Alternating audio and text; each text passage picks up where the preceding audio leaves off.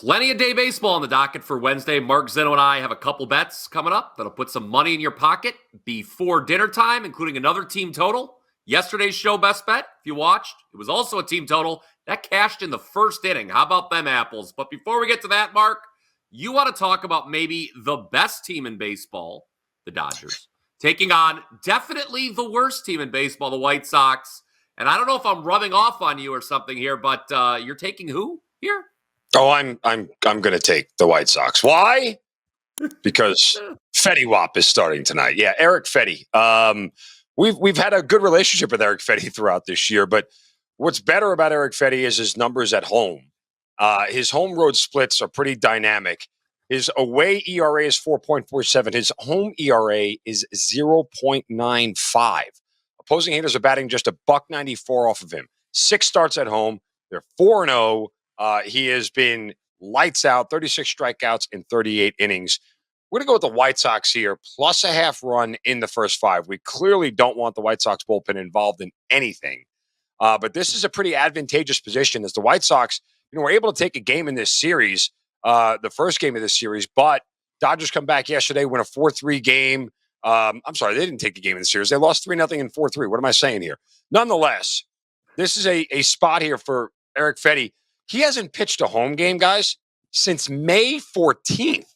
It's almost July. So he's going to be very happy to be back on the south side of Chicago here. But the White Sox, we'll give him a little love today. Take him plus a half run on the first 5. Not too many people that can say that they'd be happy to be back on the south side of Chicago, but Mark Zinno believes Eric Fetty is one of those people. If you agree with taking the White Sox in the first 5, smash that like button. Give us the old thumbs up.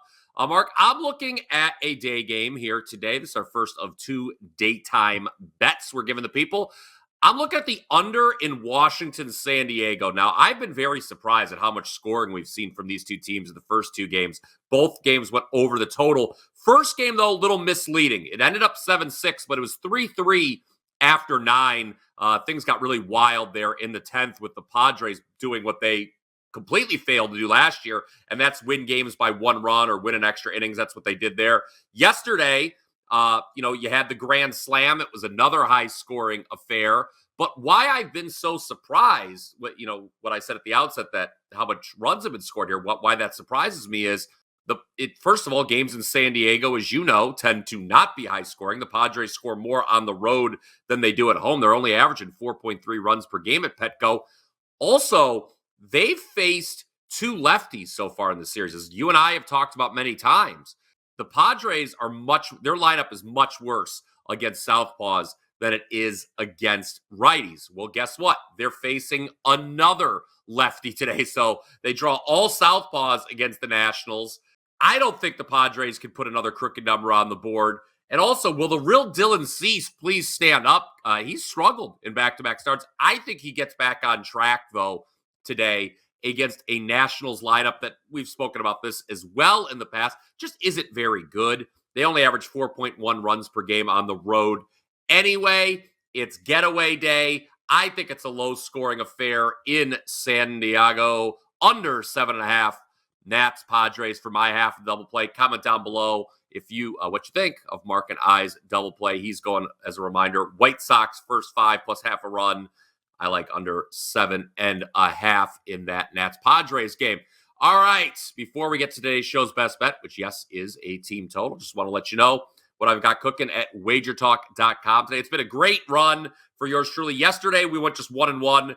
The baseball play, which was what we lost, was the bigger play. So it was our first losing day in over a week. But, guys, it's a 13-4 all-sports run. Soccer continues to be on fire. 23-8-1 run on the pitch. Going back to mid-April, that is number 1 over that time at WagerTalk. I've got another Euro Cup winner. Yesterday, it didn't get any easier than the under with England. Another England under. It was a 0-0 draw. I've got that. I'll have a Major League Baseball best bet as well as we look to keep rolling at WT.buzz/BP. Speaking of rolling, Mark, you delivered yesterday's best bet so eloquently. I believe that was the reason the Astros scored 5 runs in the first inning. So why don't you tell the people who we think is going to score a ton of runs today, and then tell them what you got cooking on your page as well.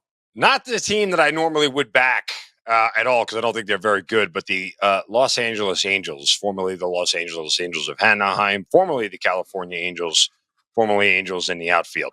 They take on the Oakland Athletics today, and starting pitcher Joey Estes. Joey Estes is another guy with a very huge home road split dichotomy, a 2.79 ERA at home. His ERA is over 8 on the road. Opposing hitters are batting .311 against him. He's given up 6 home runs on the road compared to just 1 at home.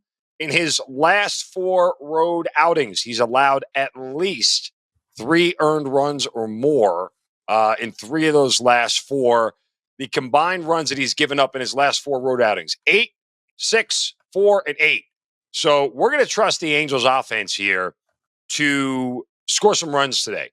They've lost the first 2 games of this series. It's always tough to get sweeps. That's why I didn't want to back the Angels straight up, but let's just take the Angels to score some runs here against Joey Estes. I know the A's bullpen is fairly good, so we're going to hope that they get at least 4 against Estes and only have to do a little bit of damage later on in the game here, but this is certainly a spot here where we can play on the Angels to put up some runs like they did last night in this series and do it again. So they've scored 5 and 7 runs in the first 2 games of the series, respectively. I think they do it again. So we'll back the Angels over their team total 4.5.